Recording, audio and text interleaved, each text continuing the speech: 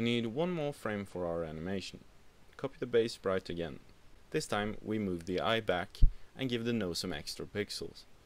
We want the face and tail fin to curve towards us, and squeeze the details of the middle part together to make it look like it's curving away from us.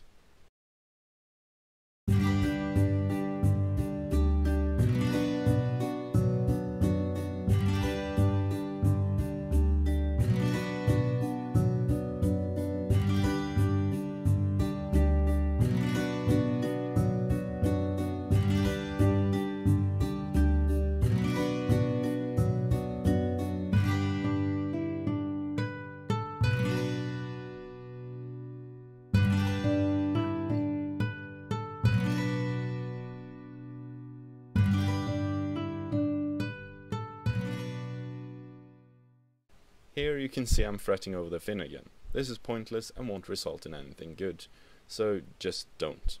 We'll revisit this part in GIMP. Same goes for the eye here. We'll have an easier time shading it in GIMP.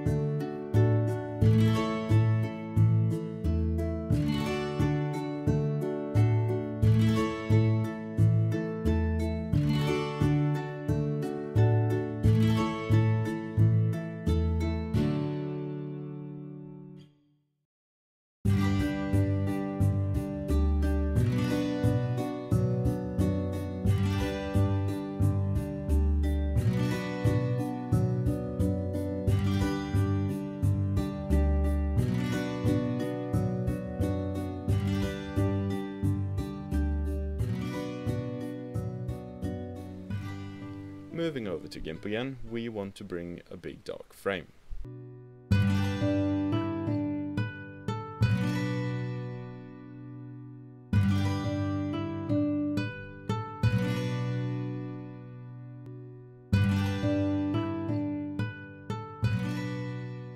The 3 fish we have drawn will be the base for a 4-frame animation.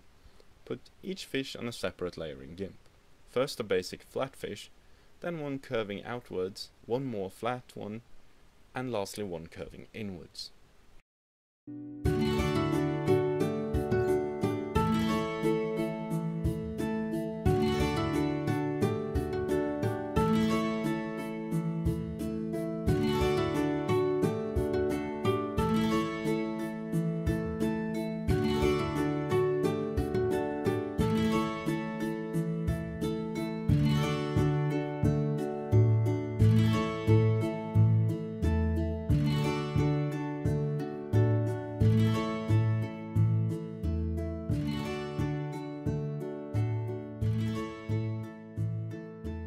Under the filter button you'll find the tab saying animations. Here you can choose playback and see what the moving fish is going to look like based on your frames. Note that you can set the speed of the preview. It's still looking a bit janky, but we should be able to smooth this animation out. Once again, we'll be returning to the Dodge Burn tool. Instead of shading and highlighting to enhance general shapes, this time we're using it to emphasize the animation itself.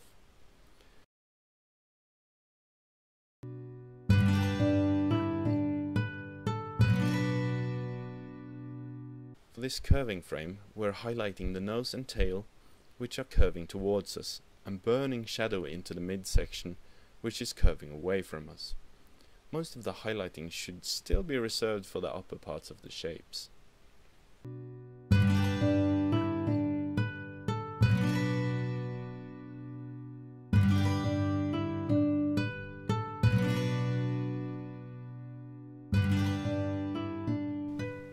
Similarly, the other curved frame is shaded to get the opposite effect.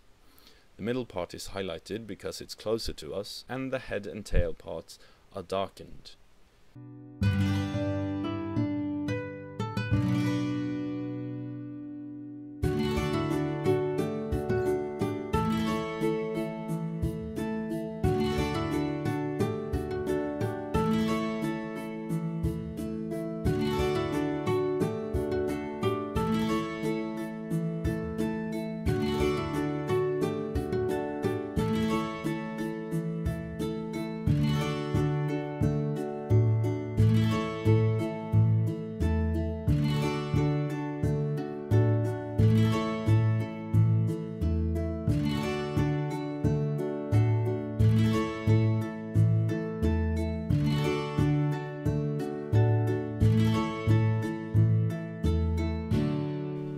Animation is starting to look better.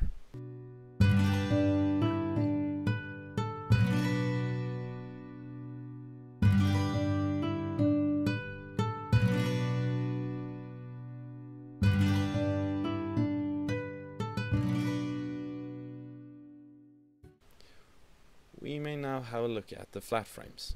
If we shade these just a little bit in the areas where the previous frame is dark, we can smooth out the transition between the two. Don't go overboard here, we just want to hint at a gradual transition.